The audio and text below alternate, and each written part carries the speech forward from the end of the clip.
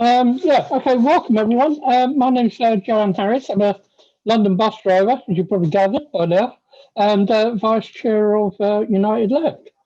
Um, we started off, I'm sort of a late drop-in chair, really, because we scoured the country looking for somebody really sort of young, intelligent, and beautiful. We couldn't find anyone, so it ended up with me. So this is basically the second of our public United Left meetings under the heading Winning the Future, in which tonight we're going to be asking the questions post-COVID, post-Brexit, and with a looming climate emergency and recession, what kind of trade union do we need? Now, to help answer that question, we've got 5 great speakers lined up for you tonight. We have Jack Yard, who's a Unite Young member and a real forward thinker in the union today. Kerry Renshaw from the Shrewsbury 24. We've got Sakina Sheik, who's a climate activist and campaigner within Unite. And Mark Porter, senior shop steward from Rolls-Royce Barnoldswick. And finally, but not least, would be Steve Turner, the Assistant General Secretary of Unite, with responsibility for manufacturing, community and retired members. After the speakers are finished, we'll have a short Q&A session with questions sent in prior to the meeting, which was asked when you got the link. So basically, without further ado, I think we'll kick off, as we're running a little bit late, and we'll kick off with Jack Yard, who's a Unite Young member, as said before. Jack. Thanks for that, Joanne. I think I was billed as a young member and a rep, but 2 things have happened since I gave that sort of biography. It was my birthday and I'm now 31, so definitely officially no longer young. And unfortunately as well, I was dismissed for wholly unreasonable trade union activity from my employer a fortnight ago as well. So I'm sort of now just a roaming older Unite activist for the time being, but very happy to be here and to be speaking to fellow United Left comrades and to be speaking with Steve Turner as well, who I'm wholeheartedly supporting for General Secretary of our great union. And I've been asked to speak about what kind of union and leadership we need for the future, which is quite a wide-ranging topic. So I'm going to give my thoughts on that and some questions, really, because certainly, don't have the answers. I got some opinions on it from my experience being involved in our young members' structures, and also my experience of being a senior steward over the last 4 years as well. And I was really happy to get this topic as well, just because it's something that I've been, in terms of the future of the union, I've been so passionate about. 50 people at it, so not gonna. Sorry, it's like Anforth Parish Council. It's been something that I've been fighting for since I've been a Unite activist, in terms of being a young member, chair of the Northwest Young Members Committee, and that's how I first met Steve Turner, because me alongside dozens of fantastic Unite young members were pushing at doors to try and improve sort of the young members standing within the union, and Steve was there always to help us get those open and passionately believing in the young members agenda. And I think the young members agenda is so important because one of the key tasks for any trade union leader is to ensure that there is a trade union there which is vibrant and healthy for future generations. And I believe that Steve understands the gravity of that requirement for any leader. And the threats that the union faces today are grave in terms of COVID, Brexit, and a potential recession coming up once the furlough scheme ends. And some employers will genuinely struggle, and some as we know, will use it as cover for fire and rehire, offshoring, or creating 2-tier, 3-tier, 4-tier workforces. But overcoming crisis is something that unions have done throughout their history. And it's not an excuse for failure. It's something that the union has to have built in it, is to overcome those crises. And in my view, one of the most important nettles to grasp in this leadership election is going to be about why Unite, since its inception, has lost around 1 million members. And, you know, do we want Unite to be a union of 500,000 in 10 years' time? And while coronavirus and Brexit difficulties are certainly challenges to our union, they also represent opportunities to remake and remould the way that we operate and the way that we work. And if now isn't the time for big ideas and fundamental changes, then when is that time? Unite's membership is diverse, both in its employment and also personally in terms of the demographics of our membership. But our activists, lay members, engaged in our structures through the risks and NISCs, and very often the officers are drawn from a section of membership that are in very well established organised workplaces with collective bargaining. But these are often workplaces that have the greatest exposure to the risks of offshoring and closure and redundancy. A lot of resources can be put into a well-organised car factory, but it can just take one decision from a chief executive to close that factory or to move it offshore. And with that, we lose thousands of members and years of trade union experience through the loss of reps. And it's not that we shouldn't be supporting these workplaces, but the choice to focus on well-organised members and members who are not in workplaces with collective bargaining isn't mutually exclusive. We can do both of those things. For instance, I recently learned that Unite has 250,000 individual members. These are members in workplaces where they're the sole member, or there is a very small number of members in that workplace. Huge portions, and in some regions, the majority of members don't have a workplace rep. How do we, as a union, make these members feel engaged and connected with Unite beyond as an insurance policy? When you consider this alongside the fact that Unite is actually very successful in recruiting, it's just that the retention figures are not keeping up with that recruitment. How do we involve and activate and build bonds with members in this huge isolated proportion of our membership? And it makes that even more important. Unite staff, in my view, cannot and they shouldn't be acting as shop stewards for members in all circumstances. They simply will never be the numbers of officers or organisers to be able to do this when there's workplace organising, industrial disputes, and also supporting workplace reps that's needed to be done as well. Our members are the greatest asset of this union, and we shouldn't just be providing training on organising workplaces, representing colleagues, and developing campaigns to just officially recognise workplace reps who are always going to be from certain workplaces, and it misses out that 250,000 group of members. Creating activists trained in workplace organising campaigns out of just 1% of our members creates a group of people which is around 10 times larger than all our paid staff. I'm a big fan and believer in Jane McAlevy's work, and I'd recommend you read her book, No Shortcuts to Power. And she's been providing some similar online training to people all around the world. It's being done.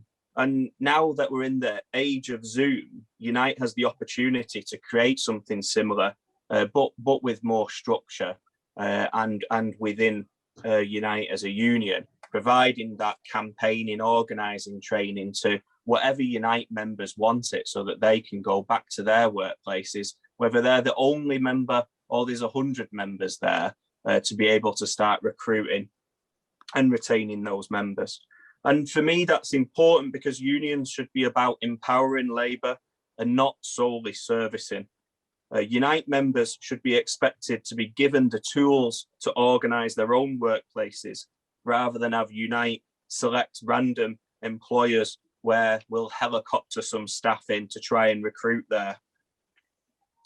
Through empowering our members and branches, we can create a union that isn't the union, but it's where you as a member are the union. We've seen some really important industrial wins for our union recently, where workers' power has provided an alternative. And specifically, I'm thinking about the Harlan and Wolff dispute in Belfast, Kemmel Laird's in Birkenhead, and Rolls-Royce in Barnoldswick as well. By strengthening our democratic structures in the regions and sectors and creating activist combines within employment types, we can allow members to create alternative solutions to offshoring their jobs or making redundancies in their workplace. But we need to transform this from being reactive to being proactive, so that the next time an employer threatens to offshore work, the branch has plans already in place. And it's not, what I'm talking about isn't tearing it all up and starting again.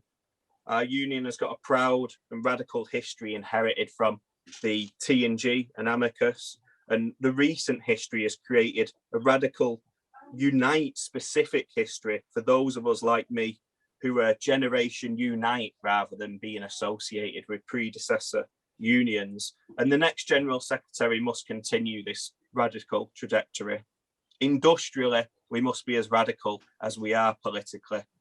And being prepared to reinvent aspects of how our union operates is not turning our backs on the previous ideas, but fulfilling the promise of generations of trade union leaders, members and activists to provide a fight back union for our children and the next generations to come after us, and to make sure that we have a union that's fit to win the future. And for all of those reasons and ideas are exactly why I'm supporting Steve Turner and why I'm proud to be part of Team Steve as well. Thank you. Well, thanks for that, Jack. Yeah, a great speech.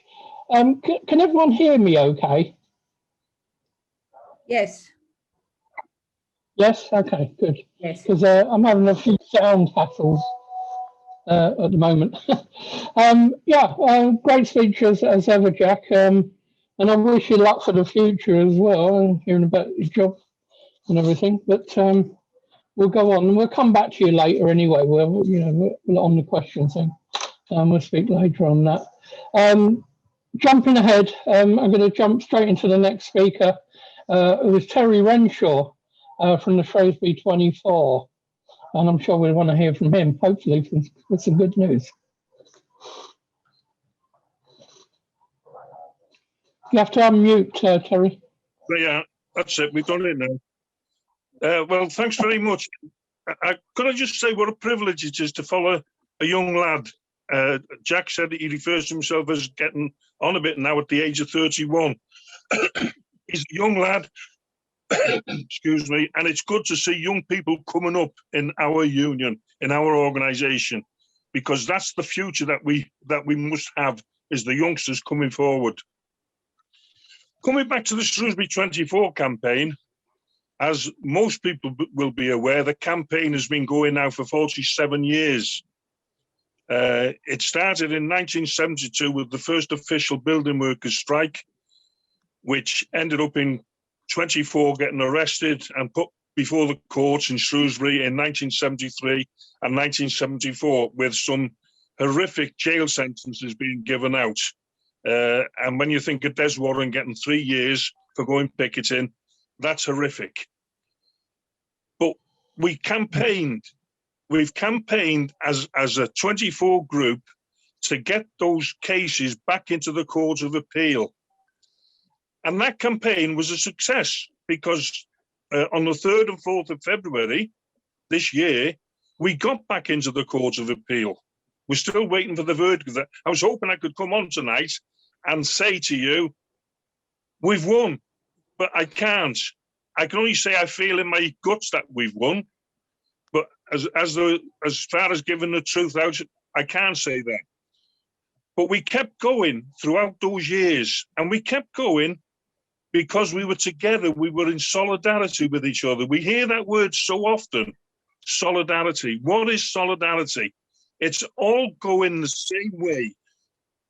Campaigning for each other, having words with each other, by all means. We've had many rows along the way, but keeping going for that one aim, and that was to get back into the Courts of Appeal. Now, some people will be aware that, unfortunately, when we went to court last week, 2 weeks ago it was now, 3rd and 4th of Feb, when we went to court, there was two pickets represented by their own barrister, not under the flag of the Shrewsbury 24.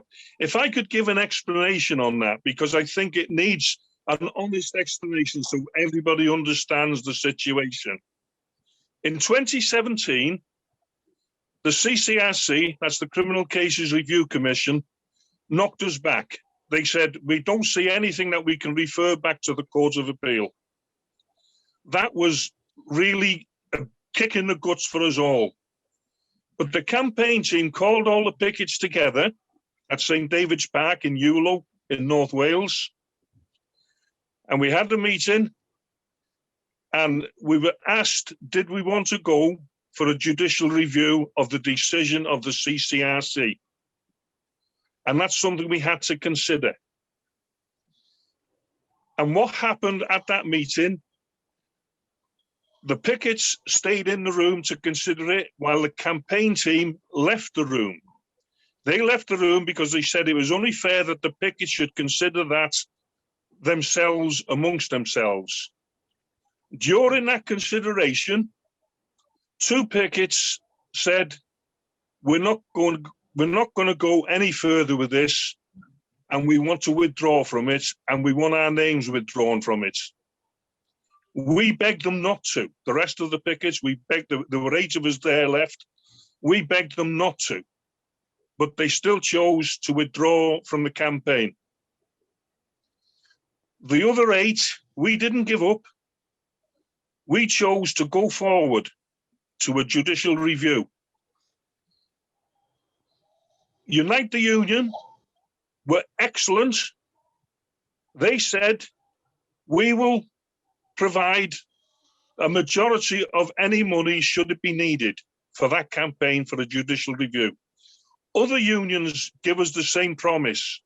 So we went forward for a JR. And we went first of all for what's called a permission stage hearing, which was before Justice J in Birmingham Law Courts. And when we went before Justice J, the CCRC did not turn up. They were confident that they didn't need to turn up. But our barrister, Danny Friedman, he put forward the case to Justice J. Justice J cross-examined him.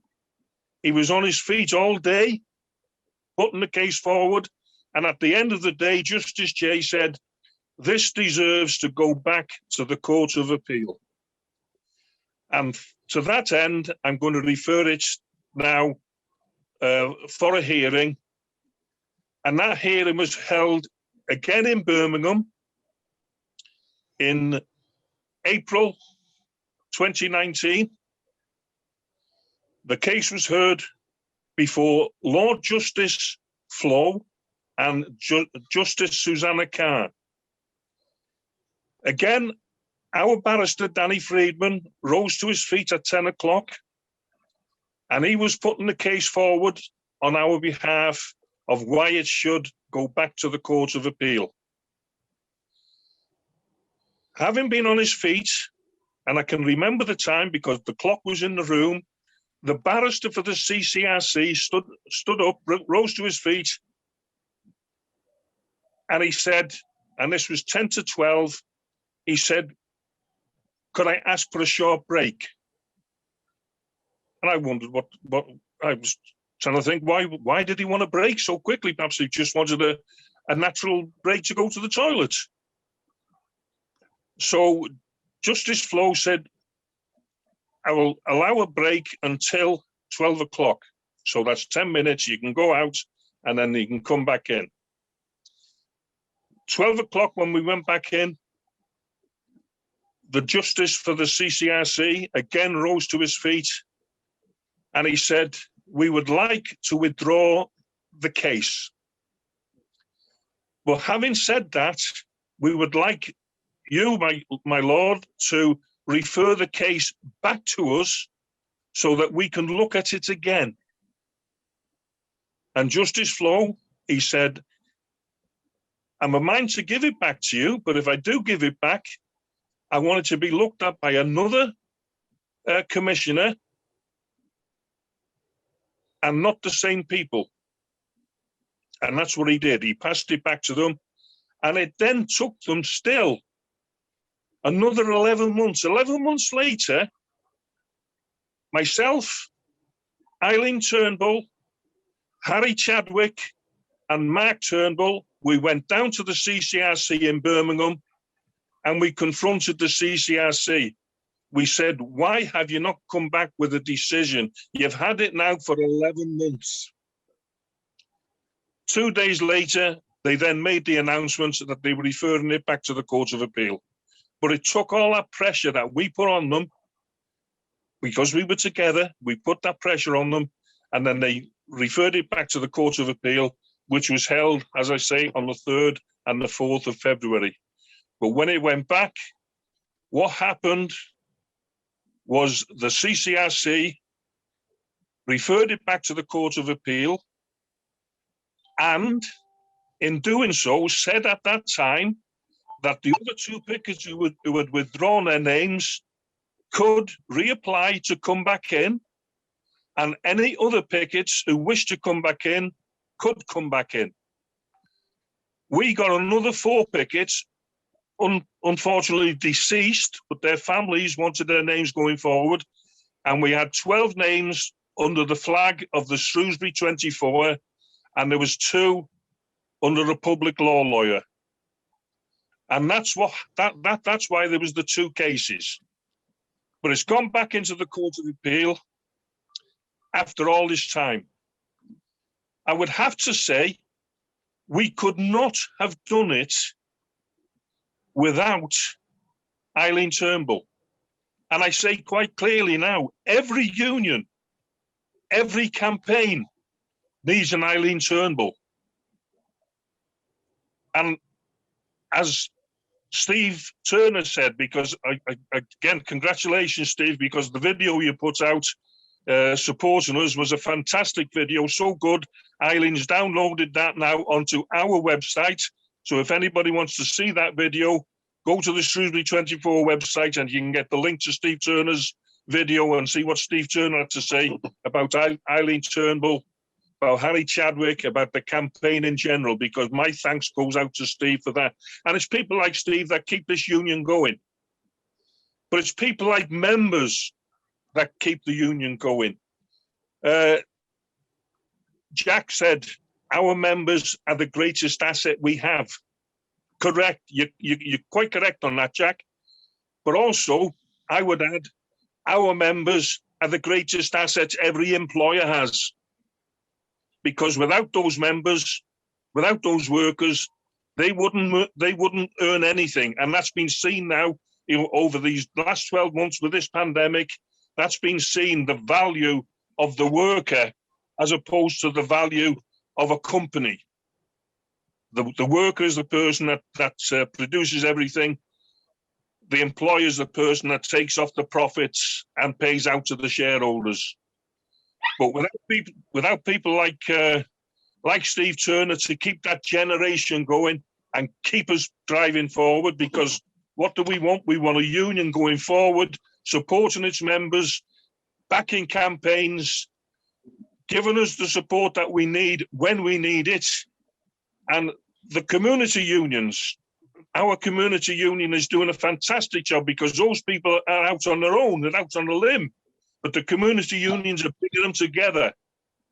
So it's things like that that keep us going and keep us building on strength for the future. But the Shrewsbury 24 campaign, I would have liked to have said, yeah, we've won. I can't tell you that. I believe it. But we kept going because we had the support of everybody out there listening tonight, all the members of unions up and down the country, myself and Harry. We're going to miss the campaigning because we travelled up and down the country to union branches, to trades council branches, to Labour Party branches. We travelled everywhere campaigning for the support of them, both physical support, moral support, and financial support. And we got that from the unions. So always remember, the unions are the people. As Jack said, the unions are the members. That is what we've got, and that's what we need to keep, and that's what we need to generate.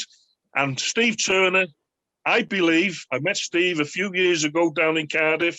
In fact, he presented me with my 50-year badge, which was overdue, but by the by, because I joined the old T&G as it was in April 1963. In all that time, I've been a trades union member.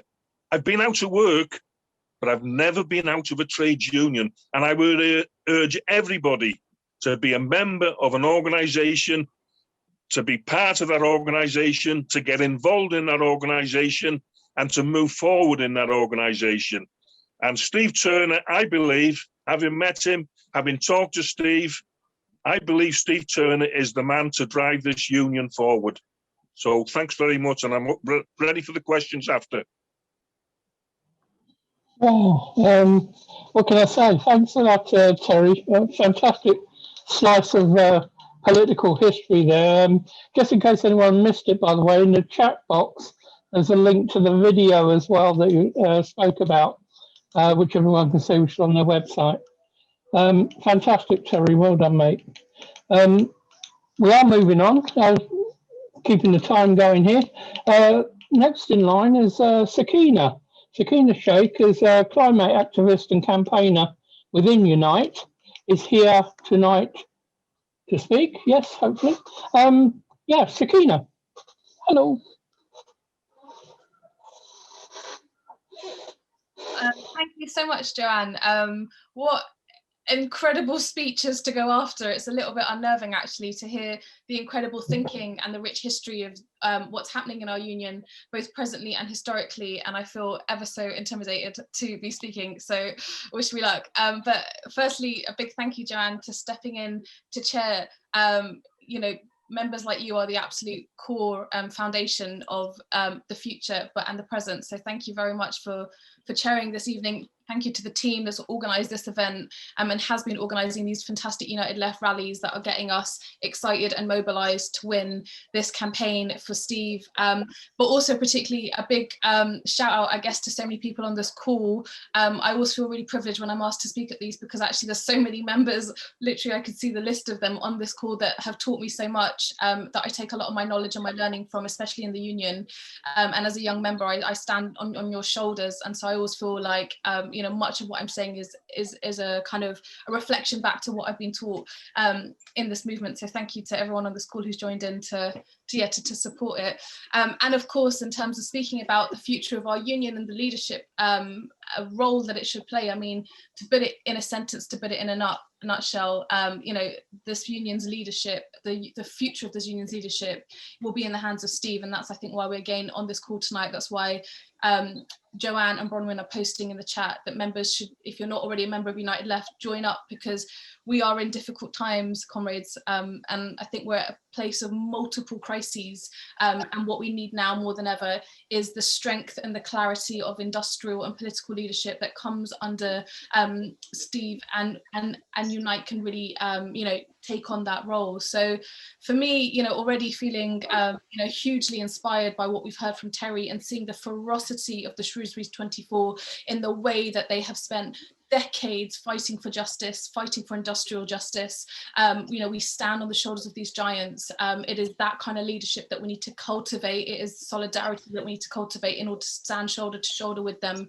And it is the sharp thinking that we heard from Jack about the future of our leadership and how we tap into the kind of new climate that we're in, particularly bringing in young members that we need to bring into the fold. So I'll speak and offer some thoughts briefly on, I think, what that political leadership looks like for Unite. And for me, that industrial leadership that we build on, but that political leadership, we lead from the left here, and United Left for me is the space in Unite that we can build that political leadership in, and we need to do so because I think it's become more and more apparent that, as we stand on the shoulders of industrial leadership in this union, but also we need to think a vision of how do we demand economic transformation on a much larger scale. Our economy is broken. I think in a post-COVID, post-Brexit, post-climate crisis world, it's become really clear actually that COVID-19 didn't affect everyone. It wasn't one great leveler. Some people, still had to go out to work. Bus drivers weren't given PPE. Cleaners weren't given PPE. Our nurses who have not had they've had a pay cut. Public workers have had a pay cut year on year because of this government's austerity. Actually, this economic system at its very core is rotten. And we in this union have known this for decades. It's the absolute result of a greedy capitalist system. It's an economy that serves the interests of the bosses, of the CEOs. And actually now more than ever, I think we've got a political window where people are realizing just how dysfunctional our economy is to say that we demand much deeper economic transformation. And for me, it also kind of lends into one of the topics that we are discussing today, which is around like climate change and the environment. Again, climate change is the consequence of greedy fossil fuel bosses. It's the workers that have created the technology and worked hard to give us the transport infrastructure that we've needed up until this point. But actually, it's the bosses that have gleaned the profit, the fossil fuel industry that have gleaned the profit. And absolutely not are they lining up to say, all right, we'll redistribute it now, that we have to move into the future and create technologies of the future and ensure our workers are skilled up. So we have to fight and say, actually, the workers that have made our society possible, like we've seen in COVID-19, nothing happens without the workers. And something we've always known in this union, but now people are waking up to that actually, and you're going to hear from Mark later, and you're going to hear the absolute superb eloquency that comes from Steve actually when he talks about what it looks like in the climate transition to ensure manufacturing and workers are at the heart of that they lead the demands on what kind of reskilling that they want, that they lead the demands on better terms and conditions, that they lead the demands on what kind of technology that they are helping to recreate. And like I said, you'll hear from Mark about Royce and the deal that Steve, Unite and all the workers on the picket line helped secure. That is an example of what the future looks like, and that is an example of how Unite can define the leadership into our new economy, into a world where we tackle climate change, into a world where we show people that actually it's the greedy bosses that led us to these multiple series of crises. They're the ones who've been gleaning profits off the top. And actually, if we want, we finally want not just a place where our workers get, basic rights, but we want the best. We want our workers to be empowered. We want our workers to be leading the change, defining the change, writing their terms and conditions. And I think that now is that moment where we can step into that political and industrial leadership and Unite, headed up by Steve, is exactly where we're headed if we hold tight.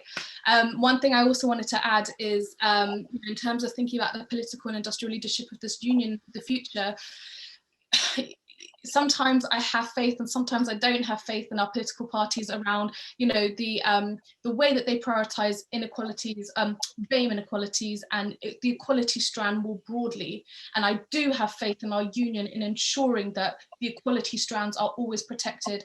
Our infrastructure within the union demonstrates that we prioritize it. But, we've seen, especially in a post-Brexit world, the need for those who stand shoulder to shoulder with the equality strands, with our BAME members, why it's necessary. The rise of the far right is a very real reality across the UK.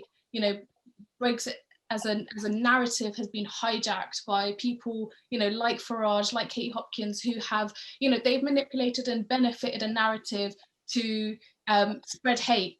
And actually, the rise of the far right but also structural inequalities affecting, for instance, BAME folk, like COVID-19 deaths being the highest within BAME communities. We need a union that stands shoulder to shoulder with BAME members, stands strong in its fight for equalities across all the strands. You know, even right now, if we look at how those inequalities are manifesting, there's low take-up of the vaccinations in our BAME communities. And why? It doesn't happen in a bubble. It comes from a place of having deep mistrust in the, sorry, I'm just checking my time, in the health system.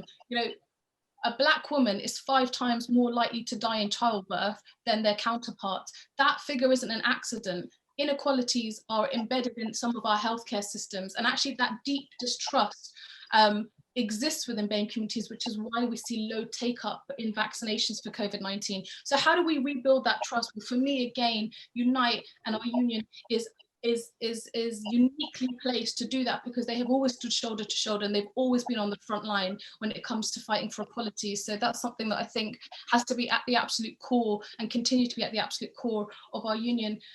Also, moving into the future, I think our union can shed a light on the gross regional inequalities that we see. This government has been, you know, frankly, I mean, disgusting doesn't even begin to cover the kind of language I want to use when I describe this government more broadly, but particularly in COVID-19.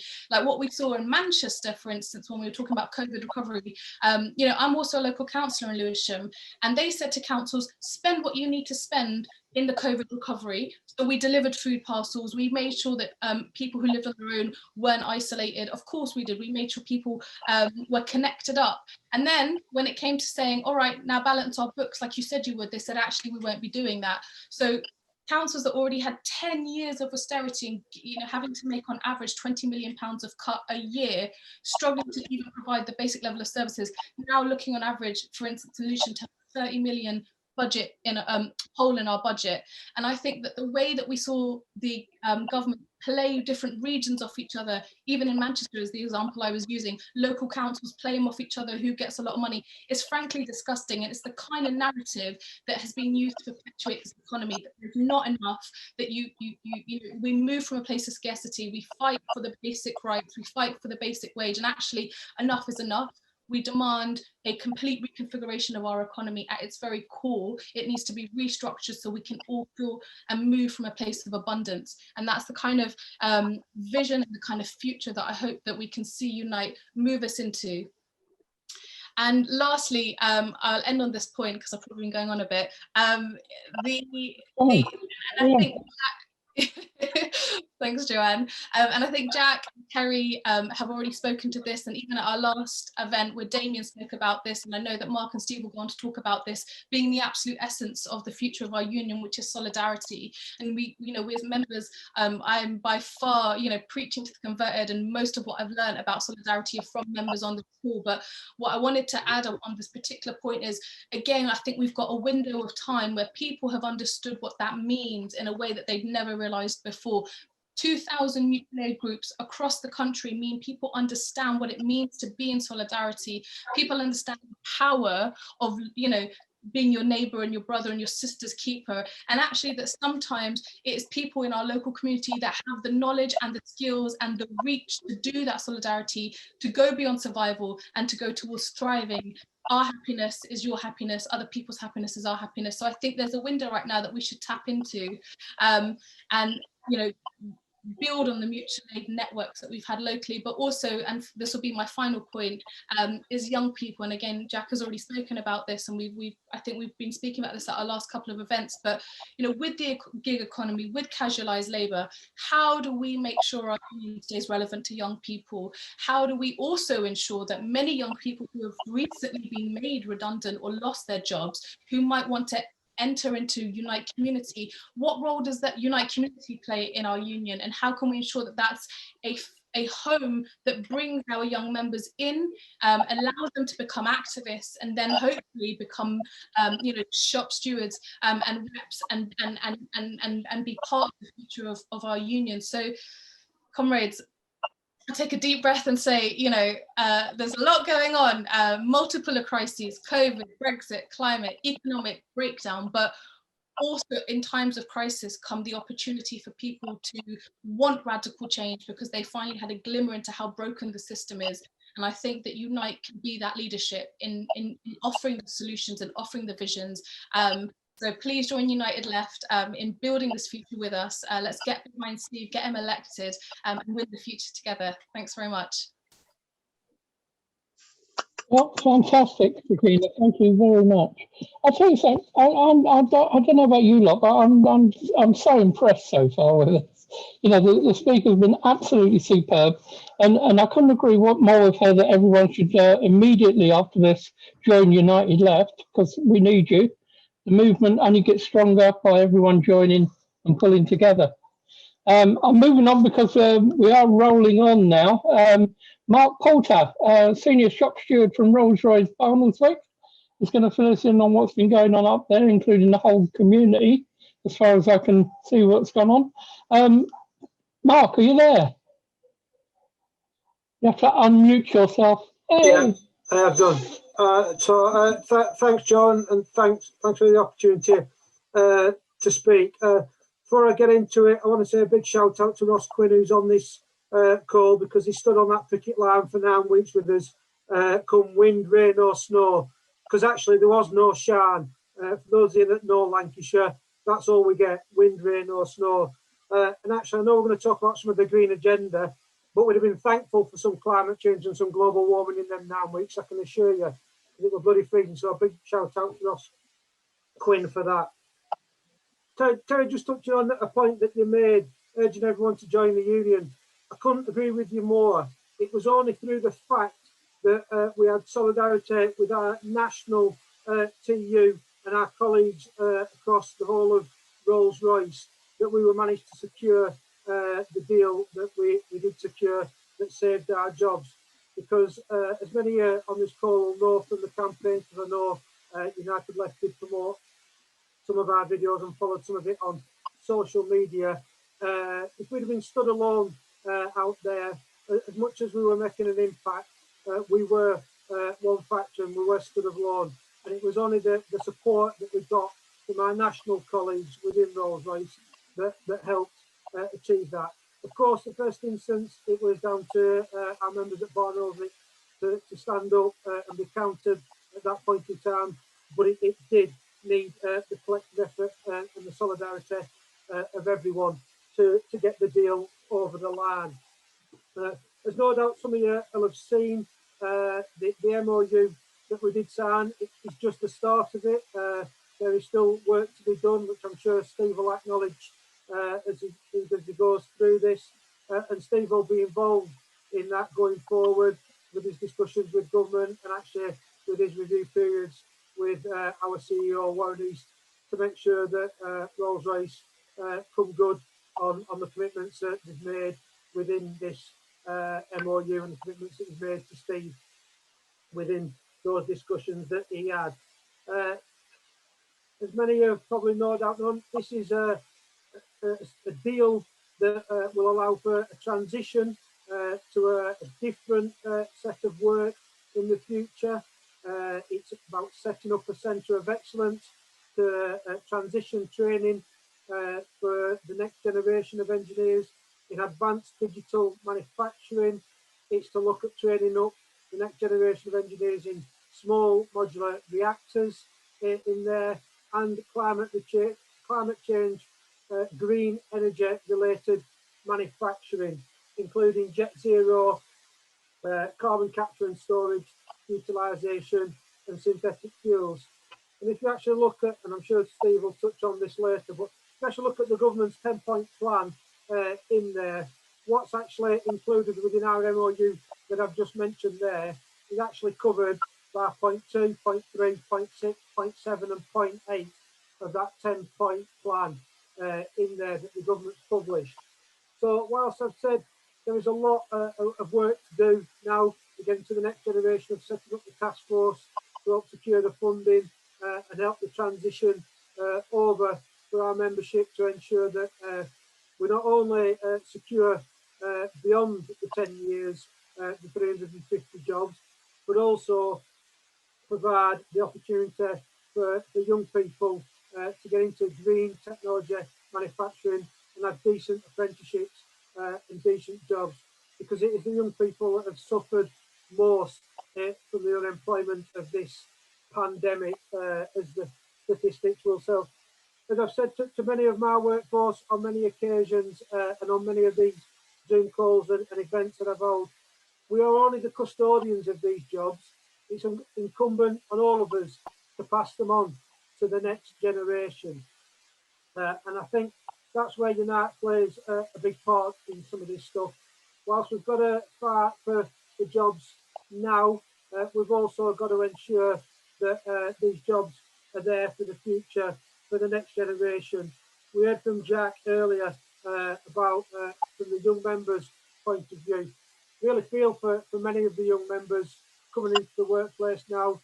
There's hire and fire. They've been attacked left, right, and centre. You know, we've got a Tory government that actually doesn't want to pay the living wage. It doesn't actually want to pay the minimum wage, never mind a living wage. And of course, you know, the opportunities that some of those people on this call have been taken away from the younger generation. But not only are they faced with the prospect of Brexit, they are faced with the prospect of low wages, a gig economy, and rising house prices and rent, which is all problematic for Jack and the rest of the young members.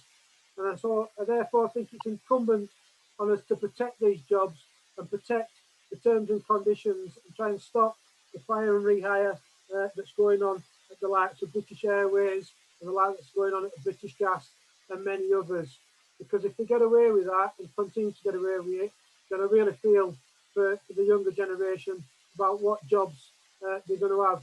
We don't need to complain and moan about 68, 69 and 70, the state pension age.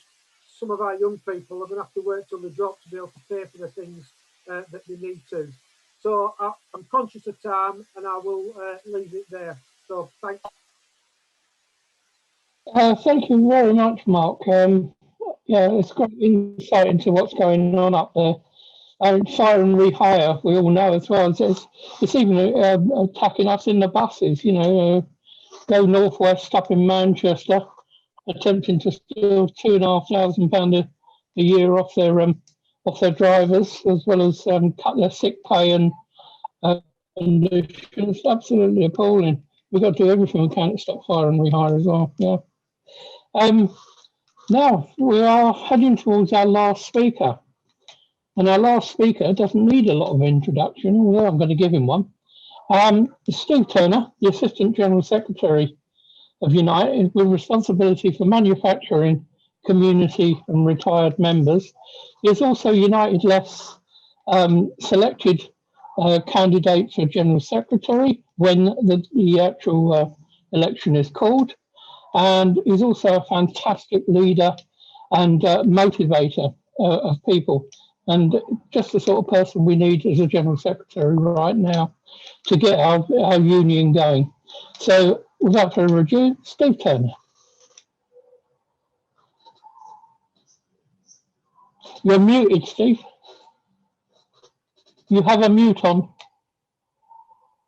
There we go. Is that better? That's very rare for me to be muted. Thanks very much for that introduction, Joe. Undeserved, I'm sure. But a huge thanks for you chairing tonight, and a huge thanks to everybody working behind the scenes so hard to put on what has been a fantastic fringe. I mean, I'm inspired by every speaker, right from Jack through to Terry, Sakina, and of course then Mark. Inspirational contributions. How safe is our union in the hands of those generations that are coming up behind us? I mean, they all made the point that Terry's here. Terry didn't make the point, of course, that nearly 50 years ago, it was the full weight of the state that came behind construction workers there, not just, you know, convicting them after the event, but hiding evidence and stage managing all sorts of, you know, programs to attack working class communities and the trade union movement, and to get to a position where a jury would imprison striking workers that were just simply trying to improve their lot. So a huge congratulations to you, Terry. for everything you've done. I mean, 48 years on, you're an inspiration to everybody. You're fighting, and you'll continue to fight until justice is received there for every single one of the 24, including those that are no longer shamefully with us, you know. So look, a huge thanks to everybody. The topic, I suppose, was, well, what sort of union do we want? And how well has that been laid out? Contribution after contribution has done that. A powerful, confident union, a union that's leading our movement, leading the opportunities that come from a crisis, as Sakina so eloquently put it. In every crisis, while an employer will always seek to exploit working class people, working people, by attacking pay, terms and conditions in any way that they can, of course, sacking workers if they can get away with it, it's for us, it's for our class, it's for our union movement, it's for Unite to take the bull by the horns and make that charge forward with a real plan and alternative for a new economy. And you laid out the challenges before us there, whether it's COVID and how we recover and rebuild from COVID, a huge challenge in its own right, whether it's negotiating our way through that post-Brexit new economy, trying to build those relationships with our sisters and brothers in the European Union, or indeed at a more global level, of course, or whether it's climate change. And climate change, the climate emergency has definitely not gone away. It may have dropped off of people's tongues over the course of the last 9 months because we've been dealing with those imminent issues of crisis. But the climate emergency is very much with us, and how we recover and rebuild, and how we build back better in a real way, not from a soundbite perspective or simply rhetoric that Boris Johnson and his whole cabinet will, of course, spew out occasion after occasion after occasion. This is a real opportunity for us to step back and redefine what sort of economy and what sort of society, what sort of politics actually do we want in the UK, and how can we influence change, not just here in our own nations, but indeed across the globe. Because a number of people have referenced, no turning back, no going back to pre-COVID austerity. Well, austerity wasn't just something that arrived on a bus 10 minutes ago. You know, austerity has been with us for 40 years.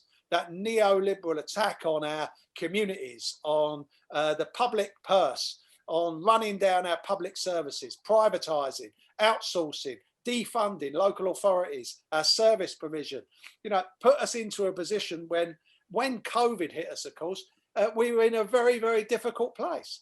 Many of our local authorities had no reserves, had no ability to draw on the sort of services and support that were so desperately needed in our communities. And it was, it was our branches, it was our members that really stepped up and played the necessary role that they saw was essential, really, if we were going to offer the sort of service and support that we needed to some of the most vulnerable during the course of this crisis. And we played a fantastic role. And I want to take my hat off and thank each and every one of you on this call, and all of those that couldn't make the call tonight.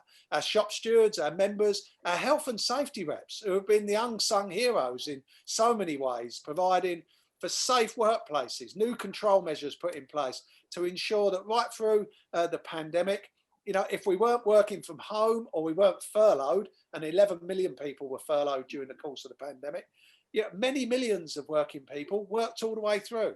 And they worked through as safely as we could ensure that they could, because of the hard work of our stewards and our safety reps and our officers, getting stuck in with employers, many of whom were in very difficult circumstances themselves, to make sure that those workplaces were safe. So I want to pay tribute to, our health workers, of course, our care workers, but our retail workers, all those in distribution, Joanne and the whole team in public transport, on our buses, our lorry drivers, our warehouse workers, all of those cleaners and security guards, the unsung heroes, the key workers. And when you got that key worker list distributed very early on, there weren't no hedge fund managers on that, were there? There weren't no multimillionaires or billionaires. They were ordinary people. Some of those in society that have been treated shamefully for generations, forced into low-paid minimum wage work in really precarious circumstances on 0 hours contracts, certainly low hours contracts. and trying to organise their way out of that and provide respect and dignity in work is something that comes through this COVID crisis as we start to recover and rebuild. And this union's at the forefront of doing that, of course. We lost too many lives in COVID. Too many people lost their lives fighting to save our lives in the health service and in care industries, of course, providing those vital services across our communities. And, you know, the impact that it had on our BAME communities. And if you look at the social and economic rationale and reasons behind that, there are huge challenges if we're going to get to a position where we can seriously challenge the deep-rooted social and economic poverty in our nations, the inequality within society and the inequality that faces certain groups in society. Our BAM community disproportionately lost their lives during the crisis, as did our disabled members as well. You know, the disabled in our communities lost their lives in hundreds of thousands of cases because they were in the most vulnerable situations and exposed without the sort of protection that was required of government and indeed their employers in many cases as well, to stop them from coming into contact with that virus. And Jack laid it out really eloquently, the impact that COVID has had on young people in particular, often some of the worst in those sectors affected and impacted very early on, in hospitality, in the arts and entertainment fields, in tourism, in aviation, industries that were closed down deliberately and consciously by a government who then walked away from their responsibilities to look after them. And millions of people have been put into abject poverty as a result of that. And many, many hundreds of thousands have lost their jobs altogether, even if they've fallen under the protection of the furlough scheme. So it's young people in hospitality, many of whom didn't have 2 years service in order to qualify for a redundancy payment. They were just simply thrown under the proverbial bus by their employers who just wanted to shed labour as quickly as they could. And despite the fantastic work that's been done by our union, I take my hat off to so many people that are inspiring me tonight. Kevin Reynolds, I think Kevin's on the call tonight. Kevin in London looking after hospitality. Brian Simpson up in Scotland doing a fantastic job looking after and building our organisation in the hospitality sector. We've got a host of it. Dave Turnbull as the officer doing that. We've got fantastic people doing a fantastic job of work out there to try and make, you know, life easier for ordinary working class people, their families and the communities in which we all live. So look, as we recover and rebuild from all of this, we have a real challenge in front of us. We've got the challenge of automation and the digital revolution that's around the corner, of course. We've got the whole question about not returning to business as usual, making sure that collectively we stand up against some of the worst tactics of employers in trying to fire and rehire. Many people have spoken about that tonight. You know, it's the hospitality sector that's at the forefront of it, with some of those big household names like British Gas, British Airways, Heathrow Airport, Go Northwest and other bus companies up and down the country. You know, hospitals actually that are trying through the outsourcing of contracts for security and cleaning to allow their companies, those third-party companies, to fire and try and rehire at lower rates of pay and worse terms and conditions. Some of those that are already working on close to minimum wage and already facing, you know, real difficulties. We've got a housing crisis. We've got millions of people reliant on food banks. We've got that low pay culture. We've got poverty, both in work poverty and of course growing numbers of the unemployed. And then we've got the gig economy where people are allocated work on a smartphone and they're sacked on that same smartphone because they're just simply not offered any further work. How do you appeal against that? There is nobody on the end of a phone. There's no human being to speak to. I talk to people on mopeds delivering all sorts of things where I am in South London, and they get work through their smartphone. And if they don't deliver every single piece of work that they're given that evening, even if it's up until 11:30 at night and people are refusing to open their front doors to receive those goods, they simply get cut off the next day. They don't get allocated any further work. They're effectively sacked, and they've been sacked by an algorithm, not by a human being. Sacked by an algorithm. And that's a huge challenge for our movement. Collectivizing, uniting, expressing real solidarity to a group of workers that find it incredibly difficult to unite themselves. They don't have a static workplace. They don't have a mass group of workers that come together at any one point in order to have a meeting or a discussion. You know, they work on their mopeds via their smartphone, and we've got to be smart about that. We've got to invest our money now in those sorts of digital technologies that give us the opportunity to speak to people in a different way.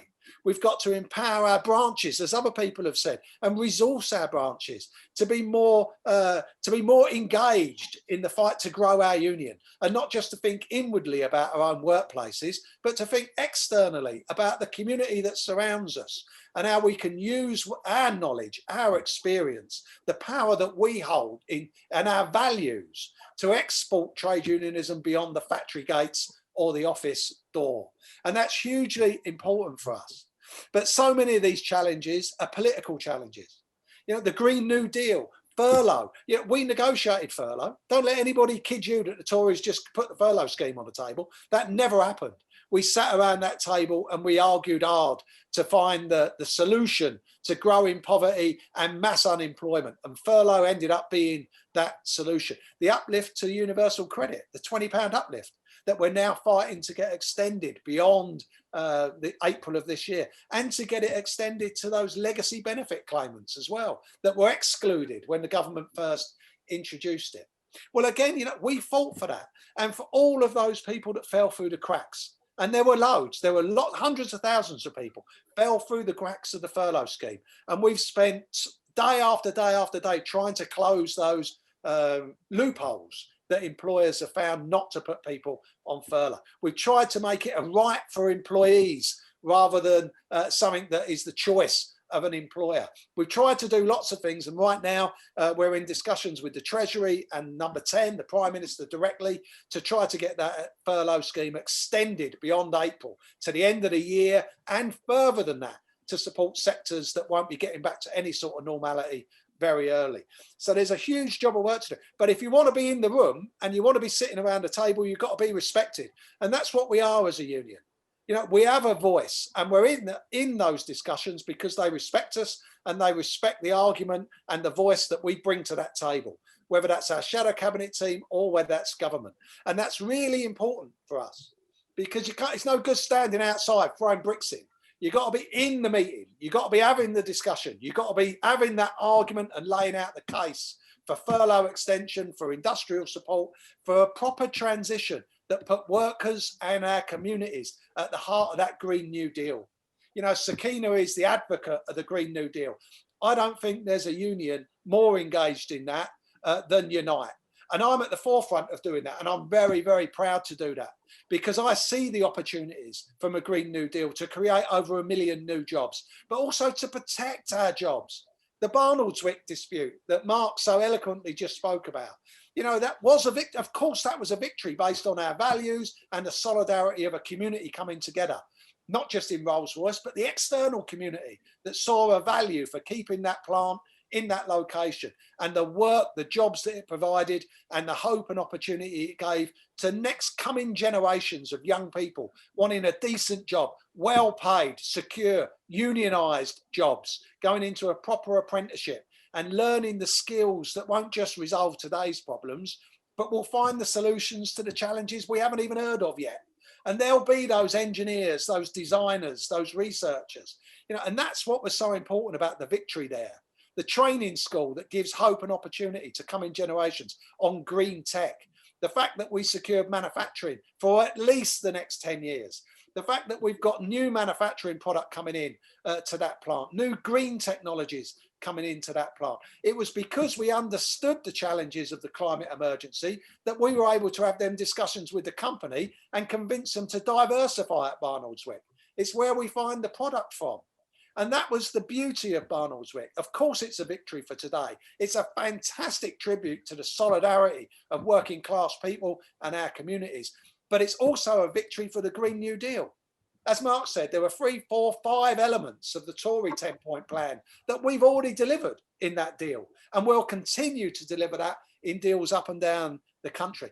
If we're going to clean our cities, our towns, our skies and our seas, then, you know, it's only by investing in that sort of technology, reshoring our supply chains, looking at what sorts of products we need to manufacture here in the UK, if we're going to retrofit our homes, if we're going to build new homes to end the housing crisis, to enable our younger generation to find a stable home that they can bring up a family in. I've got 3 kids myself. You know, I feel awful about the situation that they face themselves, that's facing them right now. I want them to be able to raise a family in stability, in a decent home, with a secure job, with a good wage, in a unionised workplace. And that's desperately difficult to find for young people right now. And that's our challenge to do that, to shift the centre ground from this neoliberal austerity-driven economy to one where people and communities are the focus of everything that we do. So if we want decent public transport, if we want to transition our auto industry, our steel industry, and we want to remove carbon and other particulates from the environment, and we want to meet our climate change objectives, then we need to be investing. The government needs to be intervening and investing, and where necessary, taking public control of strategic assets. And that's what our demands have to be, of course. If we want to fund our public services properly, if we want to do here in the UK what we know we're capable of doing here in the UK, then we're going to have that fight. And it's an industrial fight, of course. It's a political fight, of course. But it's also a fight in our communities to take ordinary working people and the communities in which we live with us on that journey. Because there's a lot of fear around the climate change agenda and the Green New Deal. And what does it mean for our members? And Unite in particular are at the forefront of that, whether it's cabin crew or others working in the aviation sector, whether it's our members working in steel, whether it's our manufacturing members building cars, whether it's our members in the North Sea, off the Scottish coast, drilling for oil and gas or refining it and distributing our petrol and our diesel into our forecourts. They're all looking at this thinking, what does this mean for me? Where's my job? This is a well-paid job. This is a secure job. This is a unionised job. And I've used it to buy a home. I go on holiday. I look after my family. And I want a job in the future that pays those wages, that offers me that security, that protects the next generation to come. And absolutely right. If the Green New Deal is going to be a success, it's going to be a success because working people and our communities are at the forefront of it. Investing in public services, in health, in care, in that transition. So that's what we need. That's the sort of union that we need to be. Thinking about how we organise. What sort of union do we want to look like? How do we grow our union?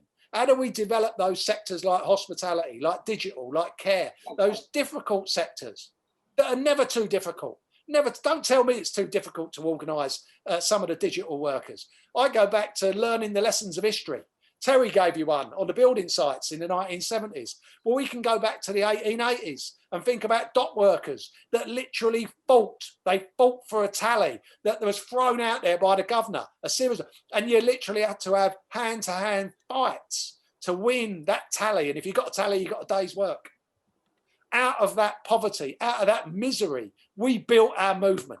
We built our movement, and we did it without phones and offices and cars and the rest of it. We did it because we stood on a soapbox and we made the case. We made the case for a better world, a better industry, more stability, decent homes for people, a proper wage, a unionised working environment. And we gave people the confidence. We inspired people. We motivated them. We gave them the confidence to stand up and fight for a better world. And that's what we need to do now. We need to inspire in the same way that we've always inspired, but we need to take responsibility for it. We need to build that shop stewards base. Too many of our stewards are leaving with voluntary redundancies and early retirement right now. A lot of those that are leaving industries are those with the experience we desperately need to transfer into our younger up and coming generations. We need to be confident about that. We need knowledgeable stewards, well-trained and well-organised, with our members that understand why they're in a union, just like they did at Barnoldswick. And that doesn't happen overnight. That's because for years, the union's been organised and has been fighting and has shown a relevance in those workplaces. That's why when the time came to put up a fight, they were there and ready and willing to put up that fight. So that's my message to everybody, really. Be confident. You know, let's build that welcoming union, that empowering union, that decentralised union. But most of all, this is your union. I'm so proud to be 39 years I've been a member of the United Left and its predecessors. And I'm honoured to be a 39-year member of the United Left. You know, we've transitioned our unions. We've got our union into the place that it's in as that powerful, confident, winning force for ordinary working people. We're the ones that have made this union the envy of the trade union world. That's why the TUC and the rest of the movement looks up to Unite. That's why politicians look up to Unite. Not because we're irrelevant, because we're absolutely on the button, relevant, talking to grassroots members and taking that message straight into the art of government where we need to, politicians, and we don't shy away from anything. We'll never shy away from that fight. Now's the time not to leave the ring. Now's the time to get your gloves on and get in the ring. So be confident about that and follow the inspiration of Jack, of Terry, of Sakina and Mark tonight. What a wonderful set of presentations. I'm inspired. I hope you're inspired. We've got a movement to build and to win, and that's exactly what we're going to do. Wow, thanks, Steve. That was absolutely fantastic. Yeah, I mean, I'm sure everyone has agreed with me here tonight that we need to get behind this. We need to, you know, join up with Team Steve. It's all out there on our Facebook pages and websites, and you know, join UL to build the movement so we can get behind Steve and get him in as General Secretary so we can get this union moving. Before we finish, we're running a bit short of time, but I've got a couple of questions here, and I'll probably get shot by the people who sent them in if I don't ask them. So, but I've picked out a couple here that will probably fit with the people that we've got. I mean, I've got a question that Jack Yard would probably answer here. So I'll throw this one at you, Jack, to start off with. And that's it's Kevin from London and Eastern basically asked, how do we bring a solid fighting union to those sectors of the economy like social care and hospitality that historically have been forgotten and yet are crying out for strong collective bargaining? How do you feel about that, Jack?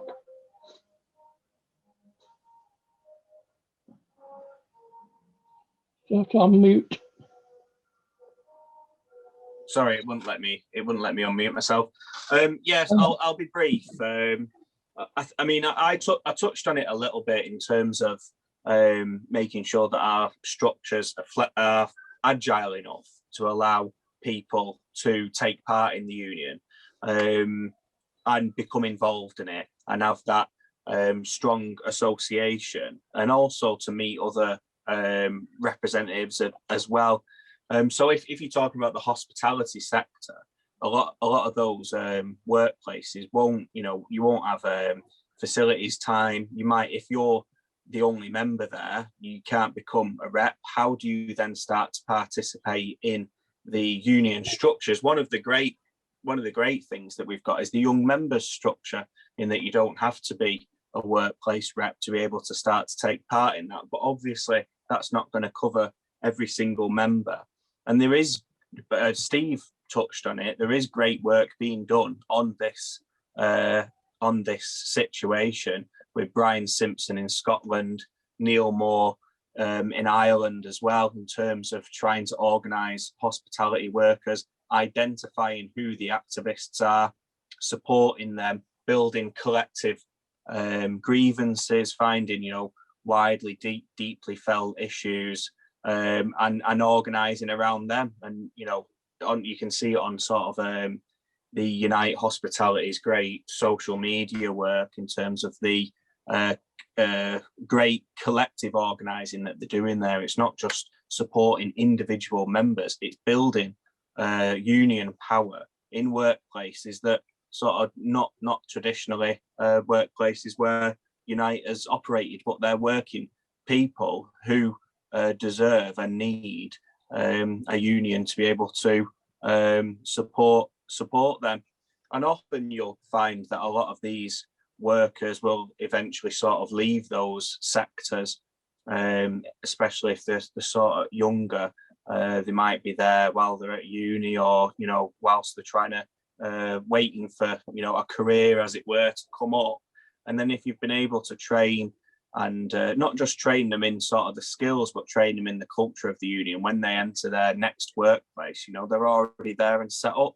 So it's about identifying the activists and spending the time on identifying the activists and then building collective grievances.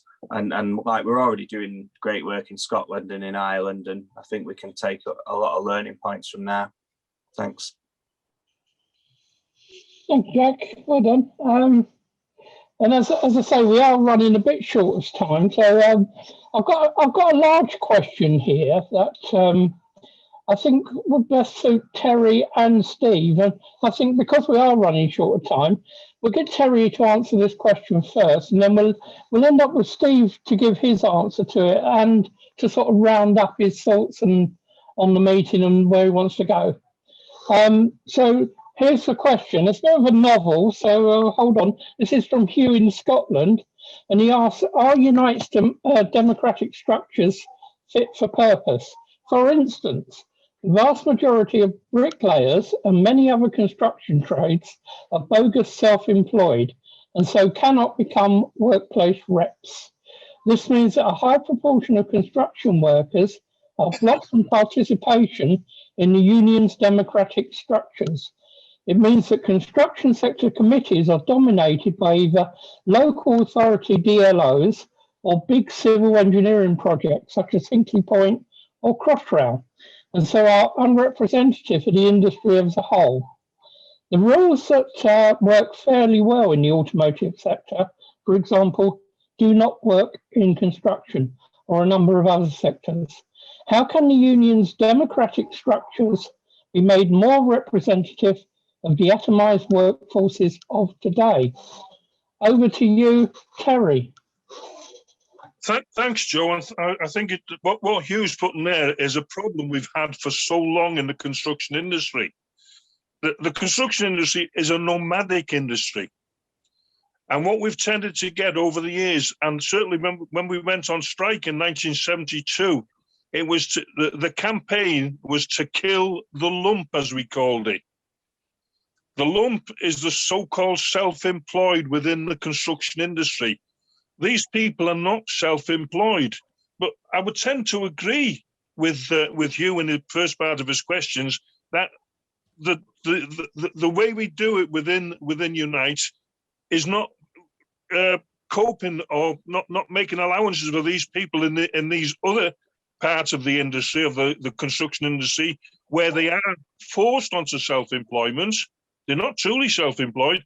How somebody pays their tax and how they pay their national insurance is not a measure of how they are employed. If they are picked up in a works van, if they're given works tools to use, they are an employee like anybody else. But the employer puts them down this route of so-called self-employed, and it goes right the way through the industry. What we need somehow through the NISCs and the risks and through the branches, we need to make accommodation for these people, because if they're in that self-employed bracket, who do they represent? They can't represent themselves. They've got to represent their members. And when you've got the big sites, such as what's been quoted, Hinkley Point and Crossrail, or your DLOs where they were traditionally organised, that's where the votes come from, to vote these people onto different committees. And the so-called self-employed who are not self-employed don't get a foot under the table. And we've somehow within the industry, within our union, we've got to address the construction industry. I've always said it, I've said it year after year after year at Labour Party conferences. The construction industry is the barometer of the country. If the construction industry is doing well, the country's doing well. If the construction industry is on its bones of its arse, sorry about that, so is the country. And that's where the money is. A lot of government ministers and that, they're directors on these companies. And the construction lobby is such a powerful lobby.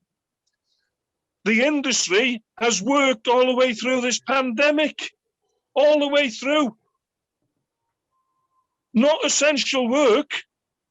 You couldn't call it essential work if they're building student flats and things like that. How could that be called essential work, but they've been going out to work, they've been jumping on the tubes in London, they've been jumping in vans, no 2 metre distancing. But it's the construction lobby that's so powerful, they get away with it. And we as a union, we've got to address that. But to address that, we've got to address the problems that we see on the different sites. And I'm sure Steve Turner will look at that and possibly, I mean, I've thought for a long time we should have somebody around it. We should have an AGS from the construction sector. And a name comes straight into my head, Jerry Swain, who's a national officer in the London region.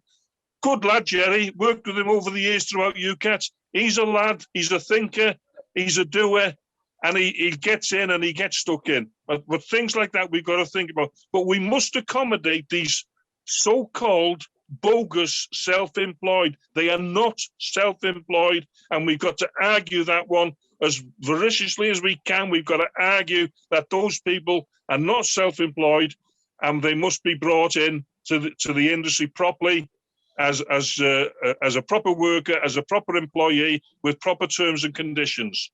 Thanks very much. Thank you, Terry. Well said, mate. As I say, we are short of time, so I'm going to run straight into Steve now. Remember, Steve, if you could sort of wind it up afterwards as well on your thoughts overall.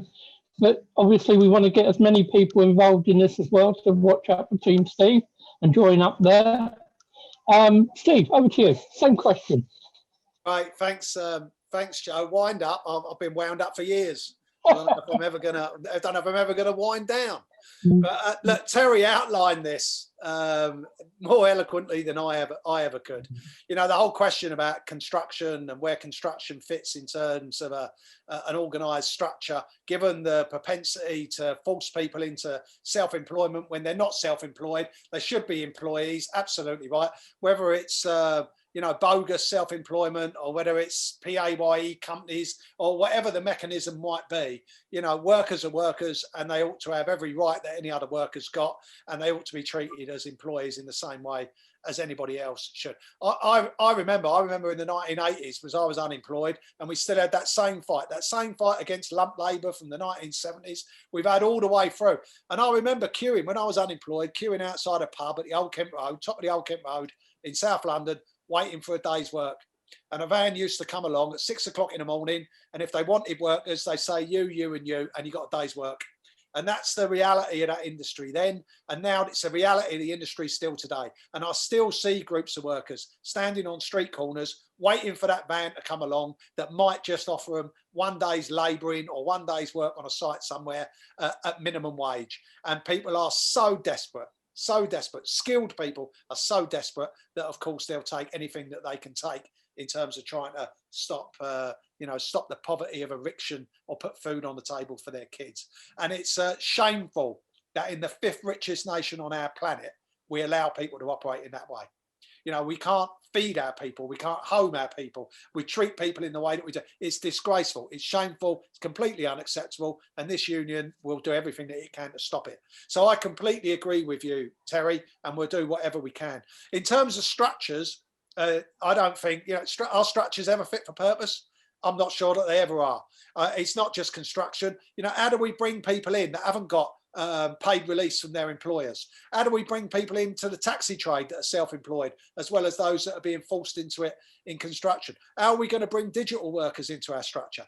How are we going to bring hospitality workers into our structure that work in completely different ways to the way in which our union is currently structured and geared up to operate? What does lay democracy mean if you deny so many people that are at the forefront of meeting the very challenges we've been speaking to tonight a voice inside our union constitutionally, because they can't participate? I remember years ago when I did a bit of stint of work with a local authority, Southwark Council in South London, and I did some work in parks and gardens, and they were laying out a new parkway and they were grassing it. And I said to this fella, I said, where's the path? Where are you going to build the path?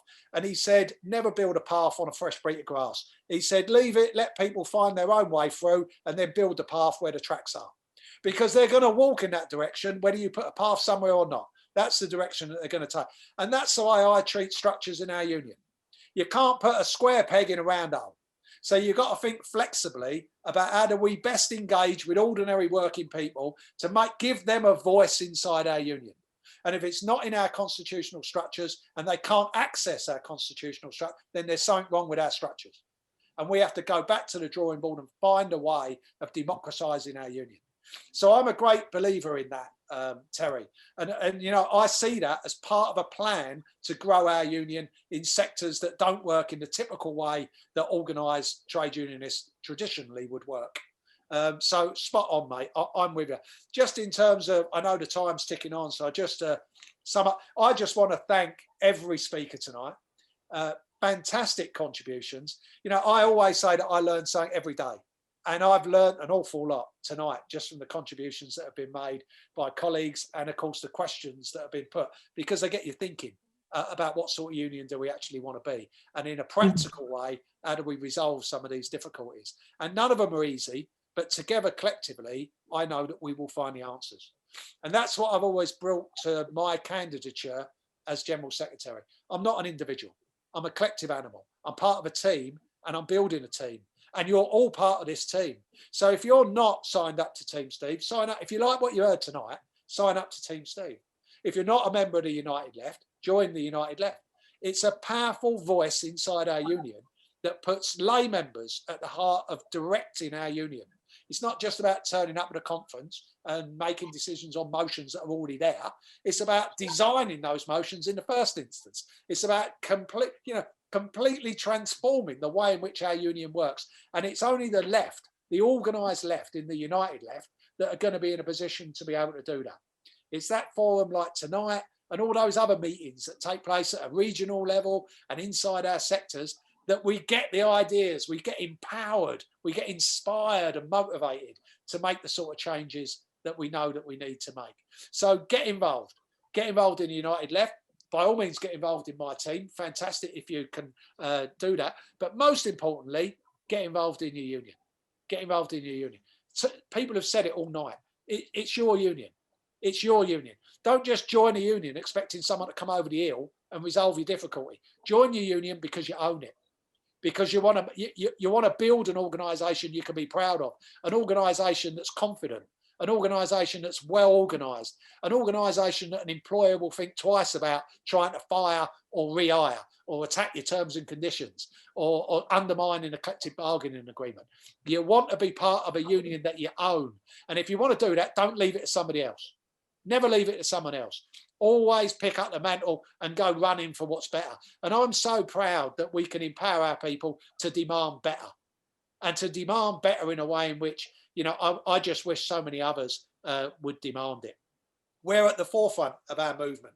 You know, we're respected by trade unions, not just here in the UK, but across the world. People look to Unite. People want to know what Unite's view is on a particular subject. Politically, we're respected. Politically, we've got a seat at the table. We're influential. We argue. We don't win everything. Of course, we don't win everything, but we never run away when we don't win. We stand there, we fight back, we reorganise, and we learn, and we make sure that we're better organised when it comes to the next argument. That's trade unionism. That's what we've always done. And we've got fantastic examples around our union where people have taken pay cuts, people have negotiated shorter working time in order to save jobs. That's real solidarity. Airbus at Broughton in North Wales, they've taken a pay cut. They're working shorter working weeks to save over 350 jobs. That's 350 people with their families that sleep better at night because they've still got a job. And they've got a job because working people that surround them decided to do something to save their jobs. And I'm incredibly proud of those people. These are not easy decisions. We're in a very difficult place right now, but we can build back better. We have got that vision. We are inspired. We are motivated. We've got the ideas. We just need to take control.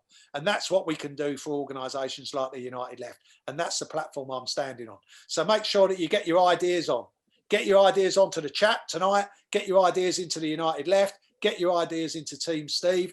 You know, we're collectively building a programme to change our union. It's not coming from my sofa. It's coming from meetings like this. And it's the power of the collective that gives us the credibility to stand and shout from the rooftops why we're so proud about what it is we do, and we're so proud of our union. So solidarity, comrades. solidarity. Fantastic. Well said, Steve. As ever. We are coming to the end now, guys. We've got big thanks to Sakina, to Jack, to Mark, to Terry, and to Steve, our candidate for General Secretary. For all of you for turning up and supporting it, which we hope you'll do the same and vote for Steve when the time comes. Join Team Steve, join United Left, and we'll make a movement. We'll get it going. Thank you for coming.